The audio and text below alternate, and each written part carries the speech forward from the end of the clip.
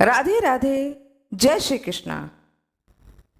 आज मैं आप लोगों को बताने जा रही हूँ कि आषाढ़ मास कृष्ण पक्ष में 13 दिन का पक्ष पड़ रहा है।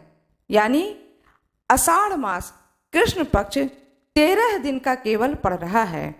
इसका क्या होगा, 13 दिन का पक्ष पड़ने पर इसका क्या प्रभाव पड़ता है, इसके बारे में संपूर्ण जानकारी अपने वीडियो के द्वारा आप लोगों को देने जा रही हूँ। कृपया वीडियो में अंत तक बने रहें।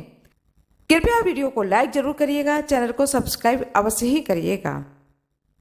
आइए जानते हैं सबसे पहले पक्ष के बारे में। महीने में 2 पक्ष पड़ता है, एक कृष्ण पक्ष और एक शुक्ल पक्ष।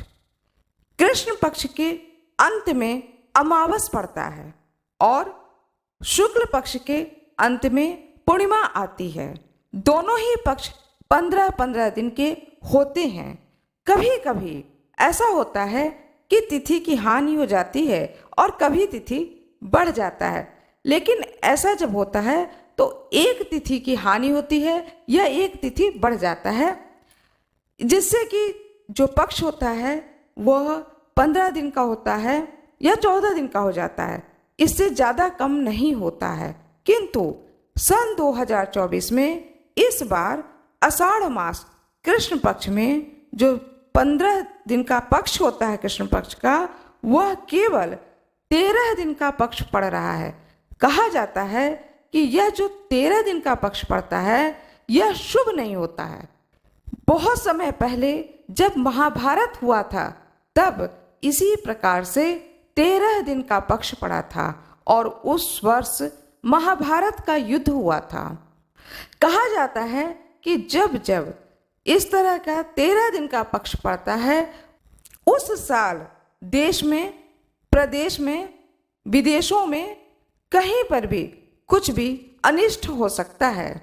युद्ध हो सकता है, अकाल पड़ सकता है, किसी भी प्रकार की महामारी भी हो सकती है। जैसे कि अभी कुछ ही दिनों पहले महामारी हुई थी कोरोना के, पहले भी इसी प्रकार की बहुत तरह की महामारियां हो जाया करती थीं और उन महामारियों में पूरा का पूरा गांव खत्म हो जाया करता था। इस प्रकार से शुभ नहीं माना जाता है 13 दिन का पक्ष पड़ना। 13 दिन का पक्ष है, 2 तिथि की हानि है। आषाढ़ कृष्ण पक्ष में किसी भी प्रकार का शुभ और मांगलिक कार्य नहीं किया जाएगा।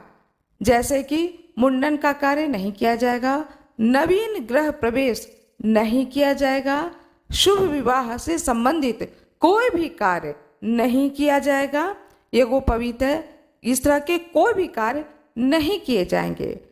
अब घर में यदि किसी के सुंदर शुभ योग बना है कि घर में संतान की जन्म हुआ है तो वह तो बहुत ही शुभ होता है। तो संतान होना यह किसी के भी बस की बात नहीं होती है।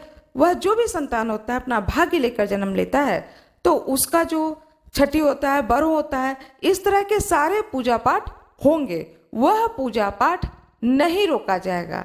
लेकिन जैसे नवीन ग्रह बना है, आपका नया घर बना है, अब उस नए घर में प्रवेश करना है तो उसका मुहूर्त नहीं है इस पक्ष में।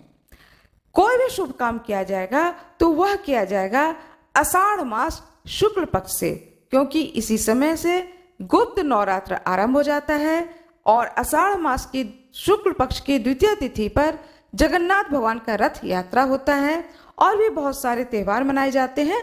तो यह सारा कार्य होगा आषाढ़ मास के शुक्ल पक्ष में। लेकिन मैं एक बात बता देना चाहती हूँ कि जो भी नवीन ग्रह प्रवेश होता है या पुराने घर में गृह प्रवेश किया जाता है, इन सब चीजों का तिथि होता है जो कि पंचांगों में लिखे होते हैं। शुभ दिन बनाकर शुभ योग में यह सब कार्य किए जाते हैं। तो ये सब तिथियों को जानने के लिए फिर अलग से मैं एक वीडियो बनाऊंगी और आप लोगों को यदि जानना है तो कृपया कमेंट बॉक्स में जरूर लिख दें, तब मैं इन तिथियों को अवश्य ही आप लोगों को बता दूंगी। आशा करती हूँ कि आप लोगों को यह वीडियो अच्छी लगी होगी। कृपया वीडियो को लाइक करिएगा, चैनल को सब्सक्राइब करिएगा, बेल आइकन दबाना न भूलिएगा। आप लोगों का बहुत बहुत धन्यवाद।